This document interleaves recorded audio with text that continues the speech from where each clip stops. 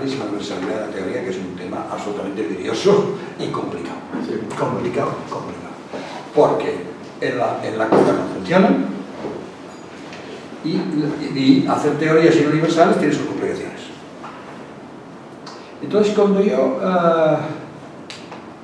leí Lacan, al principio evidentemente no entendía nada, después hice una apuesta y después empecé a entender un poco el hilo que le vinculizaba. Y cuando empecé a entenderle, o yo me parecía que podía entender algo, le escuché como él dice que se le tiene que leer. Que yo creo que va directamente al grano de lo que acabo de plantear. Que él cuando dice, yo estoy aquí en posición de analizante, es decir, exactamente la contraria de la que plantea Claude Milner en la obra clara. Es decir, un analizante que ¿qué viene? A resolver su problema. Sí, no me chirizo toda diría que para sexuarse, para que desee y se sexúe, y etc. Y si es una estructura que está debilitada, pues para reforzar la estructura se mejor, etc. Entonces, ¿qué es la teoría psicoanalítica? Que es la pregunta fundamental, que creo que late bajo todas las cuestiones que se ido planteando, en la otra, diferentes teorías. De momento tenemos como teorías la que cada analizante de cierto rigor y de cierta valía ha planteado. Lacan plantea una, en el momento plantea una, más tarde plantea otra, luego se modifica, luego avanza, a veces retrocede. Lacan tiene esta cuestión de que empieza siendo un poco freudiano y acaba siendo muy freudiano, aunque a su manera. Es decir, Lacan viene de la fenomenología psiquiátrica, lógico en su momento, y de sus maneras de pensar. Y de las he remarcado bastante bien, de los recursos filosóficos de la cultura que encuentra. Ese seminario fue fundamental para él, ¿no? Entonces, ¿qué hacer? ¿Cómo la teoría tiene que ser universal? ¿Cómo puede haber universalidad y subjetividad? Parece que se pega. Es decir, simplemente introduciendo, porque si hay universalidad, no eres un caso particular. La única manera de ser un sujeto, un ente, es un caso particular. Si es un caso particular, nos acercamos a los clones, cosa que sabemos que no es así. Es decir, ¿qué hacer o cómo plantear la doctrina siguiendo la idea de él de escúcheme como analizante? Escúcheme, pide. En televisión dice, son ustedes una mirada, es decir, no me escuchan. Y yo planteo, dice, lo que hago hablo para los analistas futuros. Si uno estaba sentado allí, pues le podía sentar mal. Pues sí. ¿Pero qué quiere decir? A los analistas, él pensaba que estaban por crear todavía, por hacer, por construirse, ¿no? Hablo para los analistas futuros. Claro, los analistas futuros pueden ser siglos. Entonces, ¿cómo cuadrar eso además con un universo de la falta? Es decir, no hay un universo del discurso, como en la ciencia. Es decir, tenemos un universo de la falta, que va saliendo por todos lados.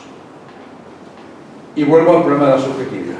Yo creo que has hecho una remarcada sistemática de las diferentes maneras de abordar la subjetividad, aunque algunos, como decías, planteaban partes universales, pero no quedaba claro qué era lo individual. El lógico que más leyó Lacan al principio, y del quien agarra casi todo al principio, es Peirce. Y Peirce diferencia entre universales y generalidades. A mí me pareció de una sutileza importantísima, porque introduce en la lógica el concepto de generalidad sin destruir y pasar a lo inefable o a la singularidad sistemática. Lo que es general, generalmente es así. Entonces, ¿qué hizo Lacan a lo largo de su historia y su vida? Fue relanzando las fórmulas diferentes que se ido marcando muchas veces para irse curando él. Eso es lo que tenemos. Y entonces, ¿qué es lo que cuestionó casi allá al final, como cuando pudo. El concepto universal se va al creador del concepto universal, que es Aristóteles, y le añade una negación más que cuestiona el universal. Es decir, para sostener la subjetividad, hay a nivel todavía de la cuestión fálica, que genera una lógica nueva, que dicen de Tournier, no tiene ningún uso en matemáticas, aunque utiliza los mismos grafemas, no tiene ningún uso. Yo, en el libro que he escrito, ¿qué he hecho? He utilizado grafemas nuevos para que los viejos no se confundan con los nuevos, ya está.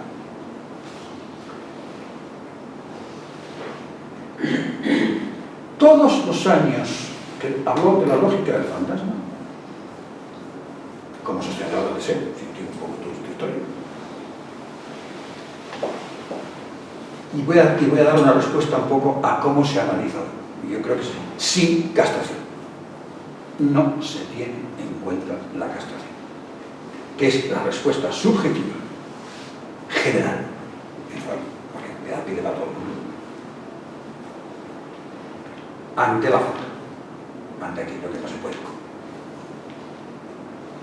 Es decir, se habla del atravesamiento del fantasma, se habla de, como decías, de que no se cierre. En algún momento hay que cerrar los puntos de capitón, tienen que estar. Hay momentos en que el sujeto tiene que hacer cierres. Lo que no va a hacer es cerrar la estructura. La estructura no cerrará, pero cierres parciales sí va a haber. Cuando se presentan casos, se presenta historia, se presentan los antecedentes, se presentan muchas cosas, pero incluso la posición del sujeto frente a la falta que le permite articular ese deseo, que es articulable, pero no articulable, que, ahí estoy de acuerdo contigo, se ha tomado ese no articulable como un imposible. No articulable, que no quiere decir imposible. El deseo imposible para un tipo de estructura. Es decir,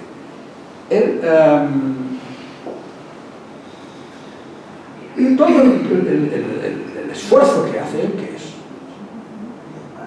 abrir las estructuras lógicas que no se dejó la lógica formal, para crear otras nuevas, añadiendo términos. Es decir, no se plantea el psicoanálisis ni dentro de la ciencia ni fuera. Porque en verdad que en la ciencia y la verdad, hace 4 discursos, la verdad como causa, entonces parecería que habría la religión, ¿no? La magia, la religión, la ciencia, la religión formal, y la otra que sería la material, la causa. Pero es la verdad como causa, no habla del discurso psicoanalítico. ¿Qué es lo que hace? Hacer lo mismo a la doctrina que el inconsciente. ¡Pam! De pronto se abre. Lo pulsante, ¿no? Se abre con otra razón. En su versión del sujeto, la frase final es o la otra razón. Aparece una cuestión y eso se vuelve a cerrar. Y la clínica sabemos que funciona así. Aparece, el inconsciente sale, ¡pum! Un acto fallido, un lapsus, una frase extraña, un movimiento, una mirada, a veces no, depende en general, a los 3 famosos, la psicopatología, los chistes, tal y cual, ¿no? Pero a veces aparece de otras maneras. Y sobre entonces, ¿qué razón es esa otra? ¿Qué razón es esa otra?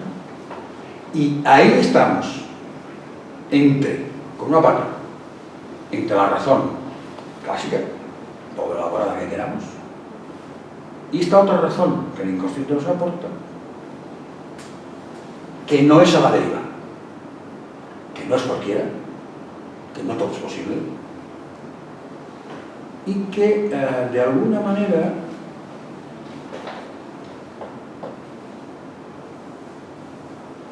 justamente, escuché un vídeo tuyo en el que hablabas de ciencia en construcción, está en construcción, es decir, eso es lo que hace Lacan, irlo construyendo poco a poco.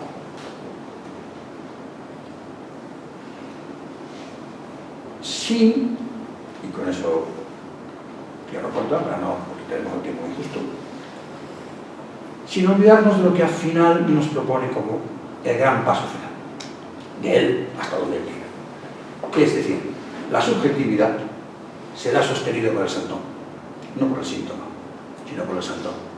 Es porque hay santón que habrá subjetividad.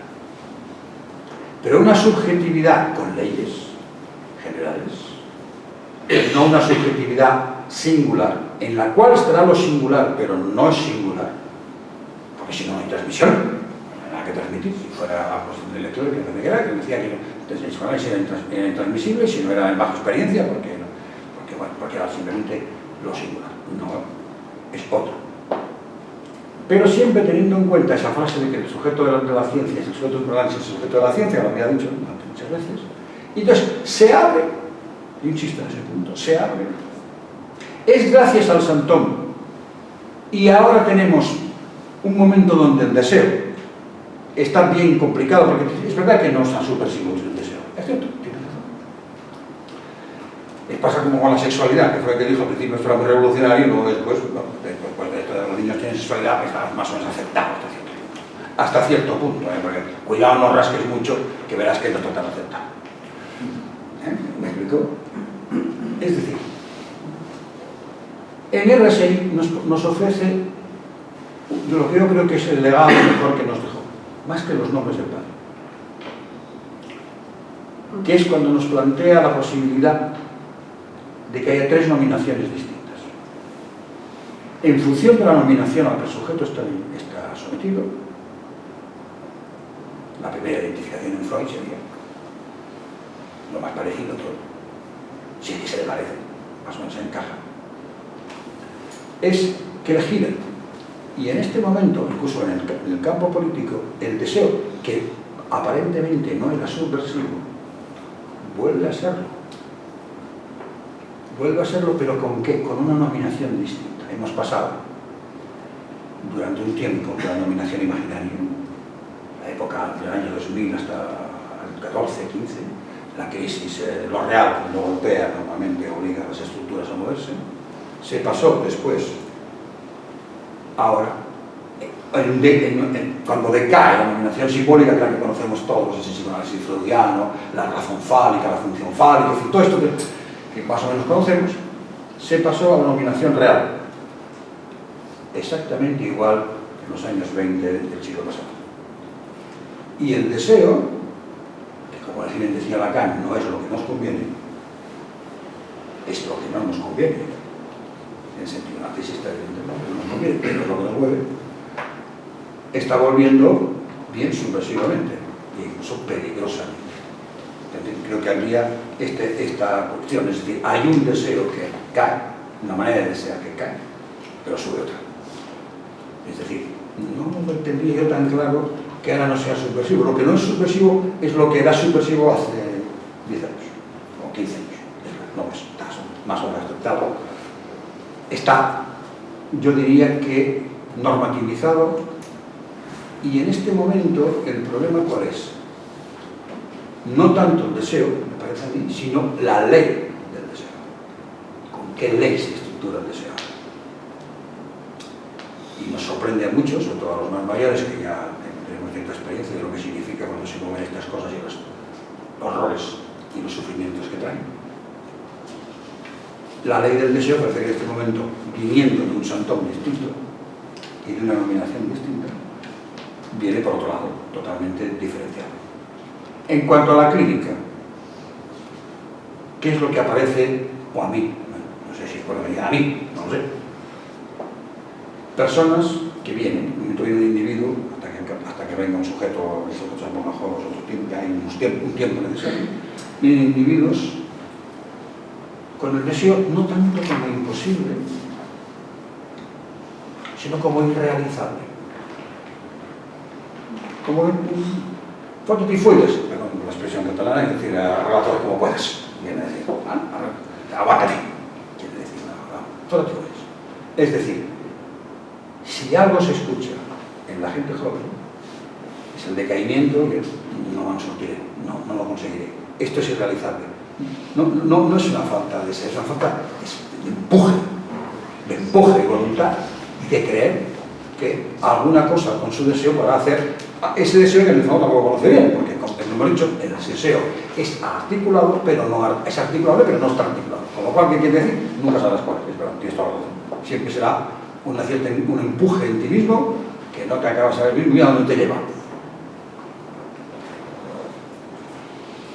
Yo lo dejaría aquí porque si no se nos va el tiempo de muchísimas maneras. ¿Alguna pregunta por la sala o cuestión?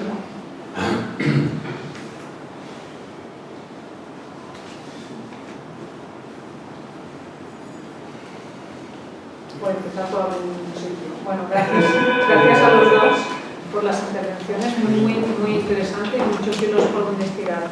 Pero por empezar por alguno, una pregunta para Carlos. Cuando decías cómo se analiza hoy y que había un problema con la castración en la presentación de casos, ¿puedes aclarar un poco? No sé si entendí bien. No lo he explicado mucho, por lo cual tampoco lo he dicho, porque es que no nos da tiempo. Es decir, se habla del objeto, por ejemplo, ¿no? Que si pierde el objeto causa que si no sé qué, si sale por aquí, sale por allá, si hay que dejarle correr por aquí, si hay que dejarle para allá, si hay que fijarlo, si hay que atravesarlo, si hay que escribirlo. Yo que sí he escuchado de todo tipo de cosas, pero sobre el menos phi no se dice nada.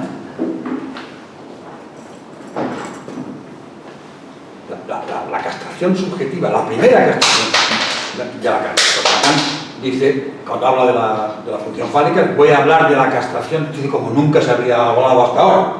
Es decir, habla de una segunda castración que se está sometida a la función fálica.